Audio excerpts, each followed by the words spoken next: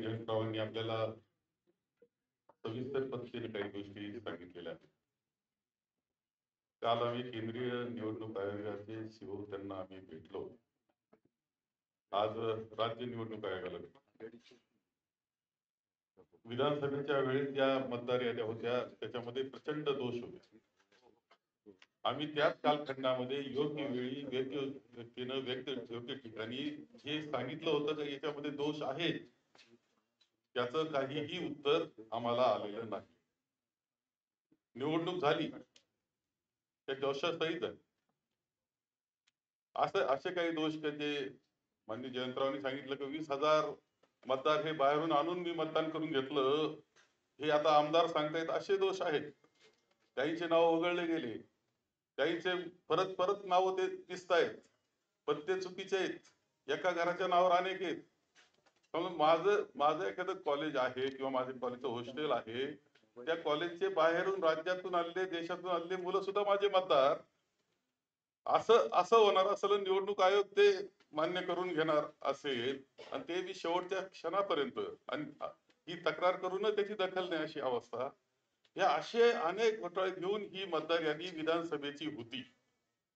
आता ती खरं जे विधानसभेची निवडणूक झाल्यानंतर 1 जुलैला तुम्ही आता या राज्य आयोगाला दिलेली, त्या अगोदर कोणतंही पुनर्विलोकन जे असतं ते 6-7 महिन्यामध्ये करण्यात आलेलं नाही. कोणत्या दुरुस्त्या करण्यात आलेल्या नाही.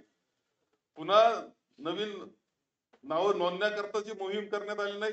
आणि त्यामुळे सगळ्या दोषासहित 1 जुलैला ती मतदार यादी ही राज्य आयोगाला दिलेली आहे. आणि म्हणून आमचं असं इच्छा होती की हे चुकीचं, हे दुरुस्त तुम्ही केलं पाहिजे होतं, केलेलं नाही. ती जबाबदारी केंद्रीय आयोगाची होती, निवडणूक आयोगाची. त्यांनी काहीच केलेलं नाही. आता राज्य निवडणूक आयोग म्हणतो आमची जबाबदारी नाही. आता या घोळामध्ये तशी त्या दोषी असलेली पूर्णपणे यादी ही मतदानाला जाणार आहे, या निवडणुकीला सामोरं जाणार आहे.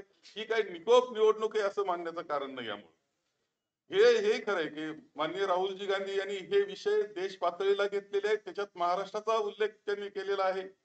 आणि त्या मांडत असताना जो मुद्दा माननीय जयंतरावांनी मांडला की हे कुणीतरी दुसरे ज्यांचे पासवर्ड दुसरीकडे दिलेले आहेत ते हे सगळं हँडल करतायत ऑनलाईन पद्धतीनं, असं सुद्धा दिसतंय. हे पुराव्यासह माननीय राहुलजींनी दाखवलेलं होतं. ही वस्तुस्थिती, याच्यावर निवडणूक आयोग उत्तर सुद्धा द्यायला तयार नाही अशी अवस्था आहे.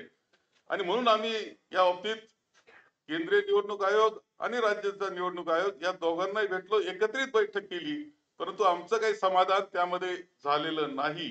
त्यांनी स्पष्टपणे काही उत्तर आम्हाला दिलेलं नाही. ही वस्तुस्थिती आहे. आणि हे सगळं घेऊन आम्ही निवडणुकीला, स्थानिक स्वराज्य संस्थेच्या निवडणुकीला सामोरं जाणं हे अत्यंत चुकीचं आहे. आणि हे माझ्या मते जनतेला सुद्धा मान्य नाही झालं पाहिजे. निकोप निवडणूक हा आपला पाया आहे लोकशाहीचा, तोच उद्ध्वस्त करण्यास निघालेला आहे. याच्यामध्ये पूर्णपणे राजकीय हस्तक्षेप असले पाहिजे असं आम्हाला वाटतंय. आणि म्हणून आम्ही ही भेट आम्ही घेतलेली आहे.